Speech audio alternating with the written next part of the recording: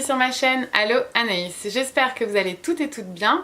J'ai vu que vous avez pas mal aimé la vidéo que j'avais fait Vivre à Montréal, c'est comment.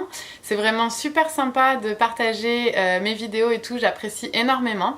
Donc un gros merci à toutes ces personnes. Et donc aujourd'hui, j'avais envie de faire une vidéo pour vous. Donc j'avais fait les 15 trucs sympas. Donc Vivre à Montréal, c'est comment, 10 trucs chelous. C'est parti. Alors en France, tu passes ton permis une bonne fois pour toutes et après tu l'as à vie, le gros papier rose avec ta photo dessus, tu l'as à vie. Ici, ton permis de conduire, non seulement il faut que tu le renouvelles à chaque 5 ans, photo, adresse, etc.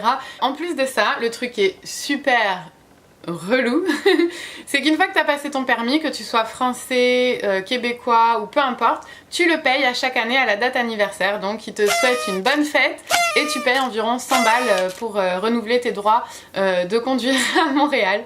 Donc ouais, pas mal chelou. En parlant de conduire, ma mère avait peur en fait que je conduise en hiver à cause de la neige, du verglas. Le verglas ça peut être très dangereux. Et donc du coup elle m'avait dit tiens, tu devrais peut-être prendre des cours de conduite.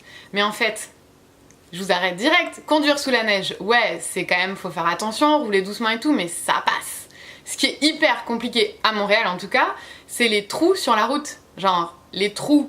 Tu sais, en France, on appelle ça des nids de poules, c'est mignon, tu fais oupla dans ta voiture. Mais ici, là, tu peux toucher avec ta tête le plafond de ta voiture à tel point, c'est des trous, mais énormes, tu sais, on pourrait dire un trou de veau, là, c'est énorme. Et t'en as partout. T'es obligé limite de rouler en zigzag sur les rues à Montréal. Donc ça, c'est vraiment chelou et un petit peu énervant.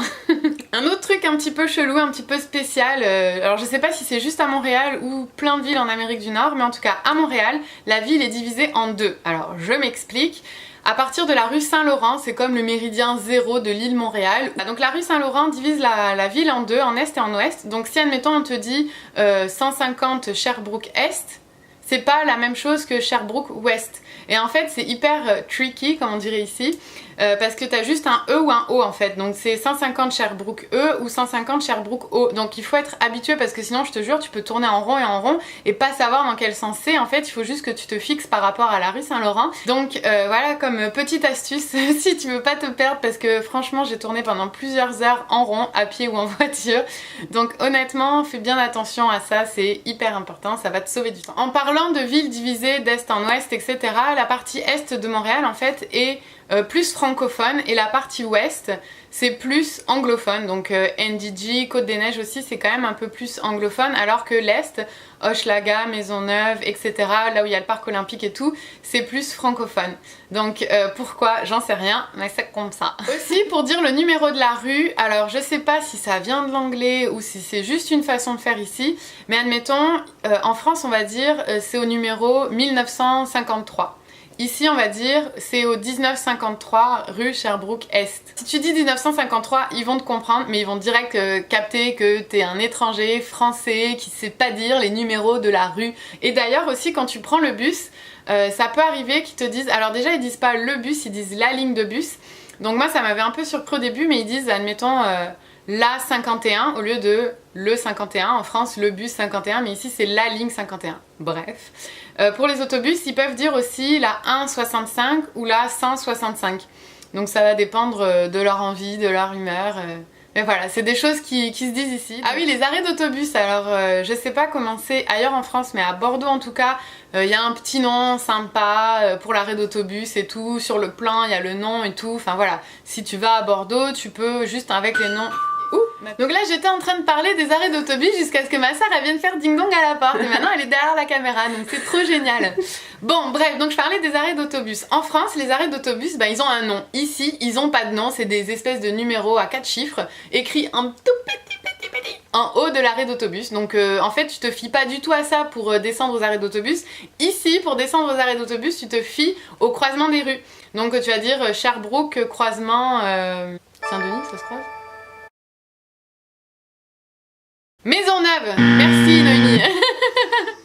Et tu vas pas descendre à l'arrêt 1852, ça non, ça ne parle pas comme ça. Et les chauffeurs d'autobus sont quand même relativement sympatoches. Si tu leur demandes un arrêt ou un croisement de rue, ils vont t'aider, ils vont te dire, ils vont même crier à tout va, tout volant dans le bus Sherbrooke Maisonneuve. Et il y a que toi qui descends, tu te tapes l'affiche, mais c'est pas grave. Ah oui, mais tiens, tant qu'on a parlé de transport en commun, il y a un truc qui est merveilleux à Montréal, il y a un métro. Et il y a 3 lignes, donc ceux qui viennent de Paris, ça va être du gâteau. Et le seul hic dans tout ça, c'est qu'il y a une 4e ligne, c'est la ligne jaune qui s'en va à Longueuil, et aussi il y a un bout de la ligne orange qui s'en va à Laval. Et alors, quand tu peux sortir de l'île en métro, il y a No Sousailles, mais par contre pour re-rentrer dans l'île, eh ben tu dois repayer un billet comme si c'était pas le même métro. Ils te disent même oui, bienvenue au métro de Laval ou bienvenue au métro de Longueuil, alors que en fait t'as payé, mais non, pour re-rentrer tu dois repayer. Ici tu vas dans un resto et tu te dis en tant que français, je vais bien me faire une petite salade César. Eh bien demande du poulet, parce qu'ici la salade César elle est sans poulet. Un truc qui est super cool, ça s'appelle Kijiji. Alors Kijiji c'est une sorte de Le Bon Coin en France si on veut, mais où tu trouves de tout en fait. Tu peux autant trouver un appartement à louer, un appartement à acheter, que des cours de mathématiques.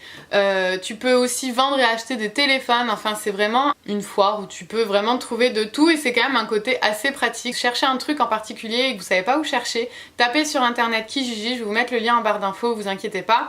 Il y a vraiment de tout, c'est une mine d'or. Dernier point et on termine avec ça. Quand quelqu'un te dit ça sera pas long, eh bien assis-toi cocotte, tu vas attendre. Moi la première fois qu'on m'a dit ça, j'étais comme oh waouh c'est génial, ça sera pas long, elle est franchement super sympa et tout. Ah ouais, et là t'attends, t'attends, t'attends, t'attends.